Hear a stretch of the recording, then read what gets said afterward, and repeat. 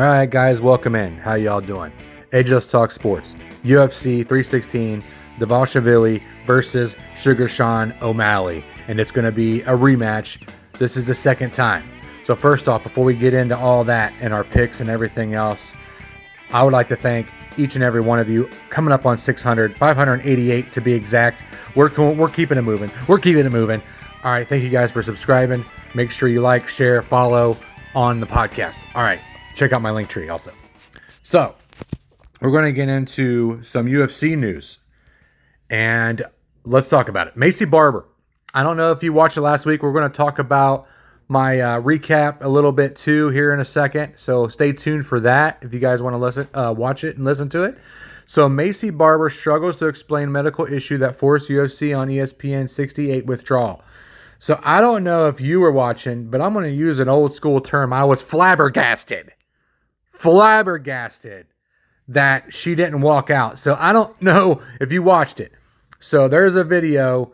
I was watching it live. So everybody was there. The fights were getting ready to start. Everything was going. Commercials, all this stuff. And all of a sudden it goes and shoots to the entrance for Maycee Barber to walk out to go to the fight because she was the first person to walk out. Aaron Blanchfield was going to be a second. But Barber doesn't show up. And then it goes to DC. And it goes to Larenko. Whatever her name is. Larenko. I forget her name. But anyway, so Lauren Larenko or something like that. Anyway, so it goes to them, and they're just like with their mouth open, like, what in the heck is going on? Barber didn't show up. I don't know what happened. I'm thinking like she just had a seizure or something. Supposedly, that's what they said. She had a seizure right when they were getting ready to walk out, and it actually showed her in warm-ups. Like she was fighting and all that stuff like 30 minutes before she was going out. She looked fine. I know she looked absolutely horrendous. I posted on social media that she looked like from the Tales from the Crypt when she was walking out to get her weigh in. And she was a little overweight. I mean, geez, she does not need to be in that weight class. But anyway, so she gets transported to the hospital, cancels a fight. She posted stuff on the hospital on Monday. She had videos and stuff. I'm posting it now. It says, we're not entirely sure what happened. Barbara told ESPN. Obviously, there was a medical emergency. We're not quite sure exactly what it is, but there was something that happened, and I don't exactly remember everything, but there was an event that happened in the back when I was warming up, and the doctor, the commissioners, like everybody saw it. The commissioners were asking me if I was okay, and I was saying that I was, and they didn't think that I was. So this is all quotes here. They kept asking the coaches, and the coaches were like, again, I'm not entirely sure because it's hard for me to remember everything that happened. But from what I was told, the coaches were like, we're not quite sure. They were trying to figure it out, and they ended up getting the doctors. Next thing I know, I was in the back of an ambulance and being transported to a hospital. I stayed there and was doing a bunch of tests and trying to figure out what was going on. I don't know what your speculation of all this is. It's kind of weird. It's kind of crazy. I have never in my life have seen, especially on a main event, the number one fight on the UFC fight card, do something like this, and a fighter just walks out. I don't know if she walked out, that she was like, screw this, I'm not going to mess with it. Was she not just feeling good because she had to lose so much weight? And even Blanchfield said that she wasn't going to make weight. Was that the problem? Because she lost so much weight at one time, and that was like the illness or whatever you want to call it. I have no clue. And if you guys want to chime in on here, make sure you let me know in the comments what you guys think. So there's that update, which really isn't really an update. It doesn't really say anything. Was it a seizure, Maycee? What was going on? I even had you winning. Not anymore. Is Dana White going to cut her from the UFC? I have no clue. Nothing as of yet. All right, here we go. UFC Atlanta hit with unexpected fight change less than 2 weeks before the event. So the UFC makes its return to Atlanta, Georgia next weekend on June 14th at State Farm Arena at UFC Atlanta, and it headlines Kamaru Usman and Joaquin Buckley. It's going to be a banger. And then it has a two-time strawweight champion, Rose Namajunas, and the rest of the card includes plenty of well-matched fights with Cody Garbrandt on there as well. Jamie Lynn Horth will get a new opponent. Jamie Lynn Horth, you'll see her there. I'm putting her on there. She is featured in a 12 fight. It's the very first, I believe it's the very first fight on the 12 fights. And I'm going to be able to do a 12-legger next week, so I'm excited. Anyways, according to the report from Marcel Dorf, Teresa Bleda has withdrawn from the flyweight matchup against Jamie Lynn Horth, and she is going to be replaced with, check her out, there she is, LFA title holder Vanessa Demopoulos. Sounds like a made-up name. Demopoulos. Vanessa Demopoulos.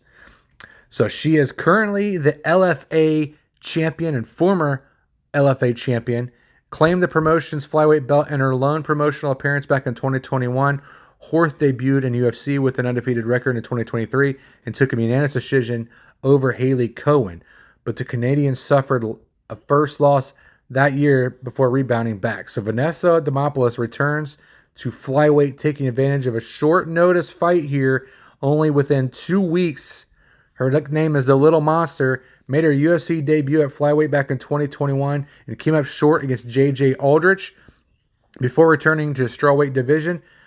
She's 36 years old and built some momentum with 3 straight victories in 2022. But Demopoulos missed weight ahead of loss to Carolina Kowalkiewicz in 2023 before scoring another pair of wins, but the veteran was submitted by Jacqueline Amorim last September before she suffered her second loss in a row to Talita Alansar back in April. So the addition of Demopoulos means that UFC Atlanta should still feature a 12-fight bout, and we can mark it down with the 12-legger, and she's fighting Jamie Lynn Horth. So Vanessa Demopoulos, current LFA title holder. They call her the Little Monster, 36 years old. Let's go get it. So there is that. Now, we're going to take a look at my predictions from last week. Now, Tom Aspinall, actually, I didn't even get to talk about the Tom Aspinall. That's what I wanted to talk about. So Tom Aspinall on Good Guy, Bad Guy, he said that, I don't have the quote or anything. This is off the top of the dome piece because I listened to it and watched it. So he told DC and Chael on the show that he thinks that John Jones is retiring.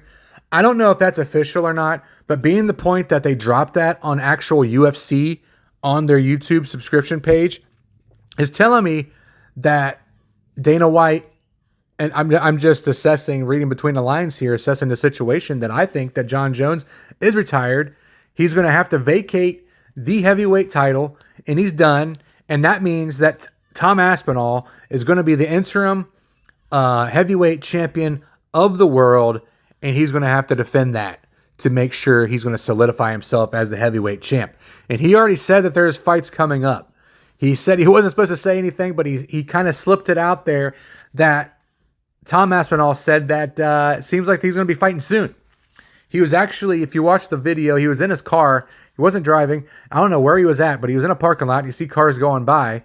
Freaking white teeth, bro. Like, he has really white teeth. I don't know what kind he's using. Is he using Colgate Total? I don't know. Whitening? It's actually on the screen right here. It's Colgate Total Active Prevention Whitening Toothpaste. I'm not getting paid for any of that. Anyway, free ad, Colgate. Give me some Colgate. Okay. Anyway, Tom Aspinall said that John Jones is retiring. So there you go. And not official as of yet. Unless there's something that came out right now. I'm not sure. But let's take a look at the recap, shall we? We're taking a look at my UFC fights from last week. Didn't do very well. And obviously the Barber and Blanchfield fight got canceled. So I think it was only like 9 fights on the main card, which is crazy. And you could tell that they were trying to draw it out so bad. Just have it start at like 6. Started at the 5 o'clock or something. I love having the early fights because you can get stuff done. I get off work, watch the fights, and then do stuff afterwards. And it's freaking awesome. I love it. But Dos Santos gets the loss. Aswell got the loss. Hollaball got the loss. Jordan Levitt looked absolutely exceptional, by the way, didn't he? I mean, good Lord. Coming out of nowhere, I believe it was a Darce choke, throws him to the ground and just gets the sub right away. Just throws Hollaball around like a freaking rag doll. That was insane. And I'm sitting here talking crap about Jordan Levitt, and Levitt looked like a freaking beast mode champion contender. I mean, jeez, that was crazy. Aswell looked like crap. I think he got knocked out or something. I don't know. It's stupid. Nascimento gets the win. Reese gets the win.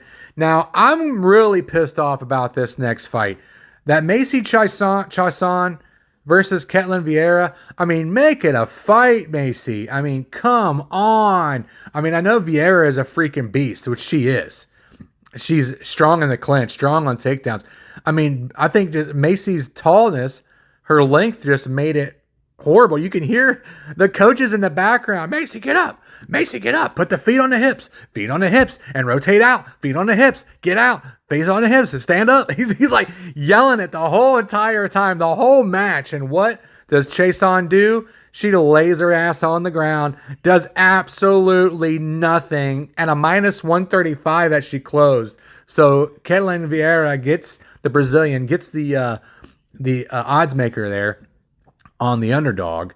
But dude, it was a pick'ems fight anyways. I didn't know who to pick, but I did pick the woman from USA. I mean, Maycee, I thought she was going to be able to beat her up.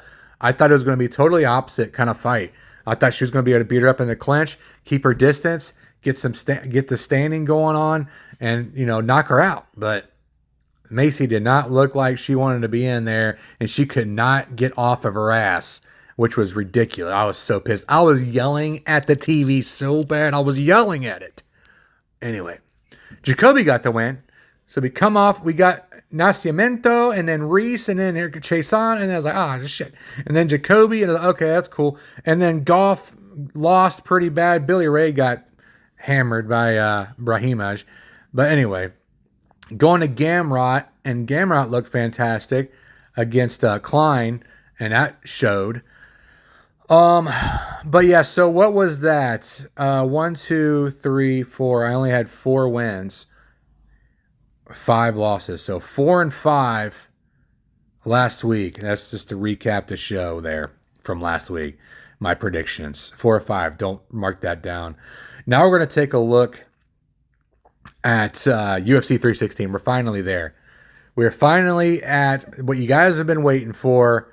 Dvalishvili versus Sugar Sean O'Malley. This is the second time they're matching up, and we're going to get to that here in a second. But it is at the Prudential Center in Newark, New Jersey. Main card starts at 10 o'clock. It's Saturday, June 7th. I'm probably not going to stay up and watch it. I always say that, and I end up watching it. And then I am tired because I got to wake up at 7 on Sunday. But anyway, Markel Madoras versus Mark Chowinski. I'm not even going to go over through the odds or anything like that. I'm just going to go over who I pick. So I'm going to take Markel. So he just got a win over Hubbard back in March of this year. And let's take a look. Did he fight last year? Yes, he did. But it was a year ago, February 3rd of 2024, and he got the win. So it looks like so far he's undefeated in the UFC. Turned pro back in 2021 on an 8-fight winning streak, 3 first-round finishes, 5-3 as an amateur, 6 wins by knockout. So he's going to get the knockout. Give it to me all day, every day. Next one, check out the lightweight contender, the Killan Salkid, the Australian. He looks kind of weird. He has a big noggin on him. Hair's all jacked up and weird looking, I guess. Like a big old, looks like a mop, like they just stuck it on top of his head and it's like fake or something, but I guess it's real. Yanel Ashmos from Israel. Now, they do have some odds here, but Killan Salkid at minus 575. He's looking fantastic. He's a beast. He's 8-1, coming off of a win at UFC 312. Got the vicious knockout in 19 seconds back February 8th of 2025. Looking fantastic. Turned pro a couple years ago in 21. 3 wins by knockout, 3 by the submission, 2 rear nakeds and a guillotine. He lost pro debut, went 8-0 since. 4 first-round finishes, and he's 8-3 as an amateur. And that knockout that just happened was a freaking awesome knockout. Highlight of the night. And now we're going to go to the featherweight. Jeka Sariga, I am botching the crap out of these names. Jusong Yu, the Indonesian versus the South Korean. I don't see the odds, but Jeka, give me Jeka at 14-4 as a featherweight. He did come off of a loss, and he did finally win. His last win was November 18th back in 2023. He lost back in June 15th. So hopefully he can get back in the win column, which I'm sure he will. Turned pro of 2016, 9 wins by knockout, 4 wins by submission, 3 rear naked, and a key lock. There's that key lock again. Don't know what a key lock is. I'm not a jiu-jitsu practitioner, but of course you guys probably know. 8 first-round finishes, has won 6 of his last 8. So he's kind of doing pretty good, but he's coming off that loss. So hopefully, like I said, gets off the schneid. Now we're going to take it to the women's flyweight. Ariane de Silva versus Wang Kong. Everybody do the Wang Kong down. Okay, wait. China versus Brazil. I'm going to go with China. No, I'm just kidding. Brazil. De Silva, the queen. 6 fights, 1 by knockout, 4 by submission. She lost to Jasu Vicious. We just watched that. We literally just watched it. It feels like I just watched her fight. Jasa Vicious gets the sub back in November of 2024. De Silva lost again to Silva. So you got De Silva versus Silva back in April 27th. So she went 0-2 for the year of 2024. And then she beat O'Neal, the Casey O'Neal that I think she's from. Where is she from? Casey O'Neal is like out there from Scotland or something. So De Silva beats her. She beat Gatto. She beat Aldrich. And she lost to Cachoeira. So she won 3 times. 3 times in 2023. And brought her back down to reality at 0-2 in 2024. So hopefully she gets some wins here. And she needs it. And I think she's going to win it. But she turned pro a while back in 2013. 6 wins by KO, 4 by submission. Rear naked, 2 arm bars and a knee bar. Has won 3 of her last 5. 7 first round finishes. She owns a 2016 knockout from Shyla Gaff. And we'll see what she can do. And I think she can beat the China woman. Can you say it like that? Maybe I can't say that. She's the China lady. Anyways, that was the early prelims. So edit that out? No. Keep her going. Welterweight fight, Chaos Williams versus Andreas Gustafsson. The American versus the Swede. We're going to go with the American. I always do. The Ox Fighter. I like that. What's it mean? I have no clue, but we're going to find out why. So let's take a look at his fights here. Bonfim beats him back in February of this year. He actually won against Harris back in May, and he won against Bedoya back in May. So 3 fights right now, and he got the win. All right, so let's take a look where he's from. South Bend, Indiana. That's good. He's close to home here. He turned pro back in 2017. Has won 4 of his last 6. 8 wins by knockout, 1 by submission with guillotine. 7 first-round finishes. He was reported at 12-3 as an amateur. Let's take a look how he got that nickname, shall we? I got the Chaos nickname when I was 13 because I always used to fight and get in trouble when I was little, and people started calling me that because they said every time I'm around, I'm causing chaos. I put the K on it to make chaos because my name starts with K. The Ox came about from wrestling around and slap boxing with my friends. They joke and say I'm strong like an ox, so when I started fighting, I just came up with Ox Fighter because I'm a fighter and it's got a ring to it. So, not self-proclaimed Ox Fighter, but people called him strong as an ox, so he just went with it. Okay, that's cool. And I think he's going to get the win against the Swede. Slap box him around and get the win. So now we're going to go into the heavyweights. Sergey Spivak versus Waldo Cortez Acosta. Moldova versus Dominican Republic. Ooh, this was a tough one. Number 7 versus number 11. Number 1 contenders possibly to fight Tom Aspinall, whoever wins this. Maybe 1 fight away after that. Probably 2 fights away to fight Tom Aspinall if Tom Aspinall stays heavyweight champ, which I think he will. Let's take a look at Sergey, the polar bear. Oh, that's cute. So he lost to Almeida in the first round by knockout. He beat Tybura, which is pretty tough. He did lose to Cyril Gane back in 2023. So it looks like he's only been fighting once a year. He did fight twice in 2023. He fought once last year, and he's fought once this year, and he's fighting again. So he's going to get at least 2 fights this year, so that's good. All right, so let's take a look at Moldova That's where he's from. Turned pro back in 2014. 7 wins by knockout, 8 by submission. Neck crank, a rear naked choke, 3 arm bars, a Kimura, and 2 arm triangles. So he's trying to get the sub. He can do both, obviously. 11 first-round finishes. He won 7 of his last 10, so 70% ain't too bad. And 4 of his last 6. So kind of up and down. But he did fight Gane, and that's kind of tough. So we'll see what he can do with Acosta. He gets the win. Anyways, so now we're going to go into the light heavyweight fight. Azamat Morzakhanov versus Brinson Ribeiro. Now, this one is number 12 here from Russia, Azamat. He is at a minus 625. Big favorite. Probably one of the, if not the favorite on the whole entire fight card at a minus 625. So, Russian against Brazil. And we're going to go Russian since he's so, like, that's minus 625. You can't go against that. His nickname is The Professional. Let's take a look at his last fights. He beat Menafield, knockout in the second round. He beat Jacoby, that's impressive, back in April of 23. And then he beat Clark back in 2022. So there had some time off. Maybe he was injured. Looks like he's had some time off here. He had 2 fights in 2022. He had a fight in 23, and then he didn't fight again until August of last year and then waited till this year. So I'm sure that they'll tell you when they do the fighting walkouts why, but as of right now, I do not know why Azamat didn't come out. Maybe he was fighting Ukraine war. I don't know. Anyway, turned pro back in 2010. 10 wins by knockout, 1 by submission. He's got a neck crank. What's up with these foreigners with the neck cranks? Like the people from Russia and stuff. And Moldavia and all that, Moldova or whatever, over there, like they like the neck cranks, the crank on the neck. 8 first-round finishes, 4 wins in under a minute. He owns a win over Andre Muniz and Guido Innocente.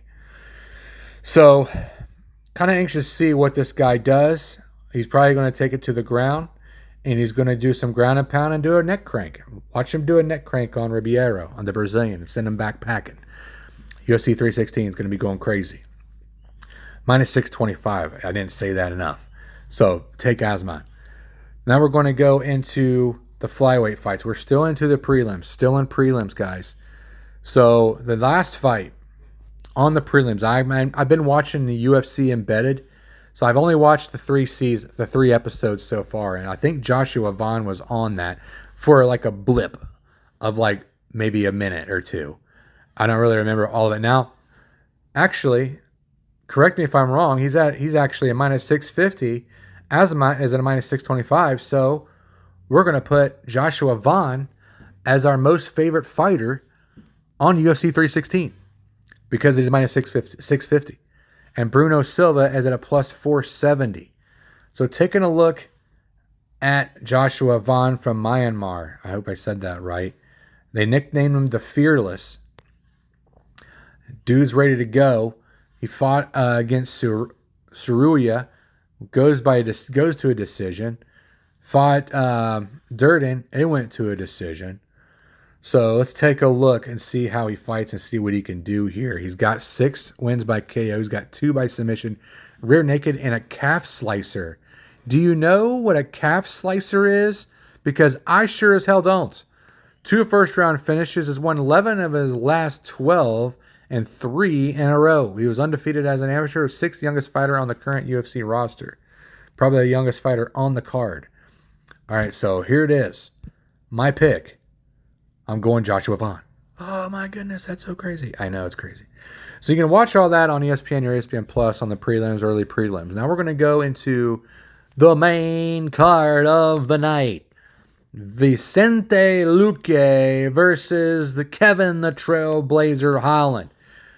Vicente is at a plus 220. Kevin Holland is at a minus 270. They didn't have Kevin Holland on any of the episodes so far. That might be dropped already. If you guys watch UFC Embedded, I didn't see Kevin Holland on there.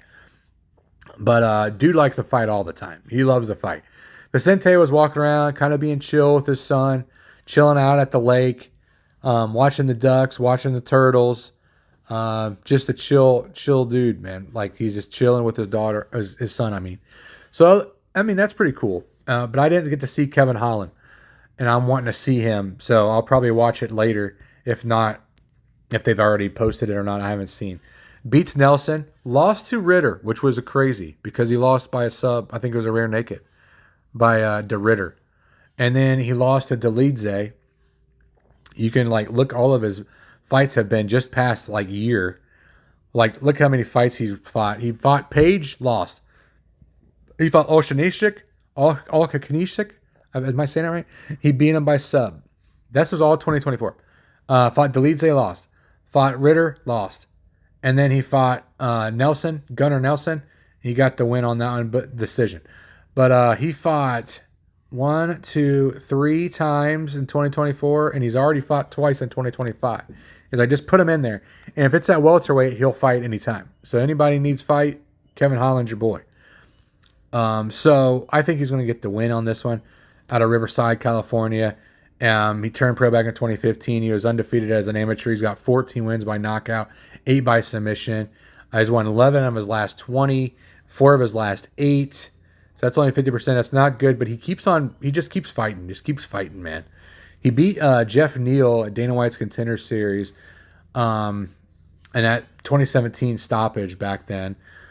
So hopefully he can get the dub. I really like him. I like his personality and all that stuff. Some people don't like him, but I do like him. Always going to fight, always down for a crazy fight there. But I think he takes out Vicente. Now, checking out in the bantamweight, Mario Batista versus Patchy Mix. I really haven't seen much about Patchy Mix. Mario Batista was out there going he was racing the go-karts with his family. That was pretty cool. That was an intense race, though. I've never been to I've been to plenty of go-kart races, but I've never been to one like that. That was intense. I mean, he got first. I mean, there's probably all 12-year-olds and 14-year-olds doing it. But, here's as tall as one. Oh, got him. But Patchy Mix looks like he's ready to go. He's fit, ready to rock, and he's ready. He wants to ground and pound or knock out this Mario Batista dude. Calls him out and says that he's just, what was that term that he used? Man, I can't even remember. It just popped in my head and lost it at the same time. He's just a fighter that fights in the middle of the pack, basically. He's just a pre warm up fighter for the other people, I guess. That's what he was basically saying. So I don't know, man. It's gonna be kind of crazy. Is Patchy Mix going to knock him out in the first? I think so. I changed my mind in the very first. I was on my UFC 5. You can go and do the fight picks on there. If you guys play UFC 5, you can go on there and do your picks and stuff like that, and try to get some points and all that stuff out of it. I had Mario Batista winning, but after I watched UFC Embedded, I changed my whole mind because I liked when the fighters come out and say, "I'm coming out to knock the shit out of this dude." All right, pick that dude. And Patchy Mix is that dude. And he's dating that Tatiana Suarez. That's really cool. I didn't even know that. So Tatiana Suarez was on there. I think they made, what they said? She became a Hall of Famer or something. I don't know if it was a UFC or whatever. And then the same day that Patchy Mix became the UFC. So that's pretty cool. So Patchy Mix, gotta like that. Another one that wasn't on UFC Embedded yet is the next fight. Joe Pyfer. Joe Pyfer wasn't on UFC Embedded yet as either, but Kelvin Gastelum was for a little bit. But Kelvin Gastelum, Joe Pyfer, I'm going with Joe Pyfer all day, every day. He's in a minus 380. Seems like I'm going with a lot of favorites this time. But Joe Pyfer, he's a beast. And if you were watching it, I don't know if my times sync with the fights here. But my highlights. But Joe Pyfer, dude, he can drop bombs. He can kick. And he's good on the ground. He's got good submission skills and all that. Let's take a look at him, shall we? The body bags. Somebody give him a body bag. You remember that? Anyway. Joe Pyfer versus Baralt, the Canadian. Joe Pyfer dominated him. I think that was in Canada, by the way. I think it was. I hope it was. Maybe it wasn't. That was back in June of last year. Hermanson versus Pyfer. Now, Hermanson got him a decision. That went 5 rounds, so he's gone 5 rounds. And that was a day before my birthday. Joe Pyfer lost. But Pyfer did get Al Hassan in submission. So he can do, I told you, he can do either one. And he beats Mershart by a knockout with 3:15 in the first back in 2023. And he won against Amedovsky via knockout in the first round at 355. So the dude's got bombs, and he's also can slick on the ground. 9 wins by knockout, 3 by sub, 2 rear naked and an arm triangle, 7 first-round finishes. He is 1-0 between the Dana White Contender Series appearances. He's won 6 of his last 7. So Joe Pyfer's made me a believer. I mean, if he wins on this, he could be a contender in the middleweight division. So look out for him. Now we're going to go into women's bantamweight. Now this one has been a toss-up for me. If Kayla Harrison hasn't popped for PEDs, I don't know. I can't tell who's on PEDs then, because she looks like Brock Lesnar at a woman's bantamweight. I'm just saying. Am I stupid for saying that? She's right now, odds makers have her at a minus 750. Out of Juliana Pena's career, they're putting Juliana Pena at a plus 525. Now, this one's going to be tough. I'm not even going to go off stats and facts and all this stuff. I'm not going to go and research all this stuff. I'm just going to go off of my eyesight. And I'm just going to go off how I've watched the show on UFC Embedded and how I've seen on Ultimate Fighter, what was it, 31, 30, that Juliana Pena was a coach. So Juliana Pena, she's tough. She loves when the odds get stacked against her. Also, she's like a little beauty queen type thing, you know. She's got her daughter and all that stuff. She's kind of chill, man, eating toast and stuff, cutting weight. She's going out walking around. What was really cool that she went to the Giants and Davos, or was it not Davos Sweeney, but Brian Dayball went up and started talking to her, and then like the wide receiver and all that stuff, they were all talking to her. That was freaking dope, dude. I was like, I'm not like a Giants fan or anything, but I thought that was pretty cool that she went out there and saw everybody and said hi to and all that stuff, and they're all rooting for her and everything like that. That's pretty cool. But Pena, you know, she's a well-known, you know, she's up there. She's up Hall of Famer, you know, Hall of Fame career. She's made her name. She's you know, top of the list. But Kayla Harrison's trying to make it, and she's a hungry. And this is what's tough for me, is because I picked Pena, and I don't know if I'm going to switch towards it or not. But Kayla Harrison, she looks like she's really cool and down to earth or not. She had that little Nerf gun, almost shot the bird, the chicken or something off the top. That was so funny. And then she has like, you know, a little farm like kind of life there with her kids and stuff. And she's got, I think they're adopted kids. She probably can't have any because of the steroids and stuff. Anyway, did I say that? I mean, I can hate on her or not. I really don't. Her mom was there. She was crying, said she's been through a lot of stuff. I don't know, like, her history and all that. I don't know what she's been through, like steroid use and all that. I don't know. But I gotta, like, if you're, like, betting and you're looking the odds and you look at the body type, you're going to go Kayla Harrison, like, all day, every day. It's just, she's hungry. She's hungry. She wants it. But guess what? Pena doesn't play around, and she loves it when people are against her. She thrives on it, and I love that about her. And everybody thought they counted her out against Amanda Nunes. You can say whatever you want, but she beat Amanda Nunes. And Amanda Nunes is like the best UFC fighter, women's fighter of all time, hands down. Hands down, best UFC fighter of all time, Amanda Nunes, women's fighter. And Julia Pena beat her. Put her in retirement. No, I was playing. But at a plus 525, I'd take Pena via sub. She is not going to get the knockout, that's for sure.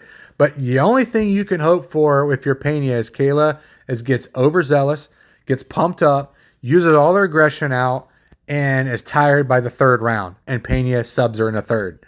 That's what I'm calling it. Pena sub, third round. All right. So Narab Davalishvili, Sean O'Malley, bantamweight title, the number one contender at a plus 260. Marab's at a minus 325. The Georgian, the champion. So, according to the show on UFC Embedded, I really like that Henry Cejudo is hating on O'Malley bad. Like that he's going out and training by himself and stuff. I mean, what in the world, man? Henry, shut up. You lost. You're done. It's over for you, bud. just shut your mouth and go back and turtle head up in there. I mean, I don't want to hear from you. If you want to say something, come to me. Say something in my face, even though you have to step on a stool to get there. Oh, okay. Anyway, so Sean O'Malley, he's not even wearing his hair. He's not doing rainbow. He's not doing anything crazy. He's going straight up, all natural hair color. And he means business, dude. I don't think Merab can beat Sean twice. There's no way in hell O'Malley's going to lose twice to this dude. No way. I'm calling it right now, plus 260. If O'Malley gets the knockout in the first round, I wouldn't be surprised because he's going to come at him. He might actually take it slow a little bit, pick his shots, watch out for Merab to take him down. He's going to be well-versed in the takedown defense this time. He's going to be able to get back up to his feet. I really think that O'Malley's going to really bring it, and he's going to be the best version of himself. I mean, supposedly he stopped doing smoking pot and all that stuff. He's chill, down to earth with his family and all that, building a house out there in the middle of nowhere. Like, it's pretty sweet, man. And you got to have that. And that's, if I had the money like that, I'd be out there too. But Merab, he's a freak of nature on the ground. He can go all day, all freaking day, dude. He was like, if you saw that gold medalist, the wrestling gold medalist that they were at the camp there, I forget the name of the, I think it started with an S, but I can't remember the name of the camp. But anyways, it's right there. Anyway, the gold medalist was saying he's not even sweating. Like, he wasn't. Like, the dude was like going all the whole time and didn't even break a sweat yet. So Merab just might come out. Yeah, we probably haven't even seen the best of Merab yet. I don't know. He might just come out and just start taking takedowns after takedown after takedown the whole entire 5 rounds, which would be crazy. And O'Malley's just going to be sitting there like, oh, God, I got to stand up again, and wear him out. It could go that way. But O'Malley, if he touches you, Dvalishvili is going to go down and be done. And dude's nose is jacked up, bro. Like, you could tell he's been punched so much in the face, his nose is jacked. But give me O'Malley by nose break. All right, and there it is. And if you've watched, I'm just going to do a little clip here because I'm not going to do a whole show of The Ultimate Fighter Season 33, which is kind of cool. The two guys are like kind of intense with each other that are getting ready to fight here soon. That's pretty cool. DC's the coach. Kale's the coach. This is the first time I think that they're not ever going to fight. So make sure you watch that. I'm kind of digging it, but I think there's only, 2 seasons? There's only 2 episodes right now. So there's nothing really to talk about as of right now. I'm not going to go dive deep into it. But Ultimate Fighter Season 33, it's out right now. Hope you guys enjoy the show. Make sure you comment. Love you guys. God bless. What do? You tip the waitress.